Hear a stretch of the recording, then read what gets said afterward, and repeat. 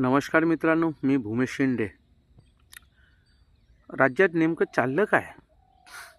हां, एक व्यक्ती 15 एकर जमिनीवरती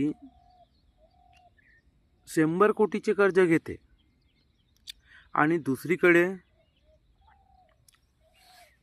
1800 कोटीची जमीन 300 कोटीमध्ये विकत घेते आणि मात्र स्टॅम्प ड्युटी 500 रुपये लावते. म्हणजे हे खरंच हा रामराज्य आहे का? खरंच नैतिकता आहे का? मुख्यमंत्री साहेब, तुमच्यामध्ये थोडीशी नैतिकता असेल तर ह्या लोकांना पदावरून ढवळून टाका, काढून टाका. तेव्हाच मानू का खरंच तुम्ही एक इमानदार आणि चांगले नेतृत्ववान मुख्यमंत्री आहात. ते तर तुमच्याबद्दल तर माहितीच आहे तुम्ही किती चांगले आहात म्हणून. पण आताही नैतिकता असेल तर हे करून दाखवा. जनतेला मूर्ख नको बनवा, नाही तर एक दिवस जनता तुम्हाला मूर्ख बनवेल. धन्यवाद मित्रांनो.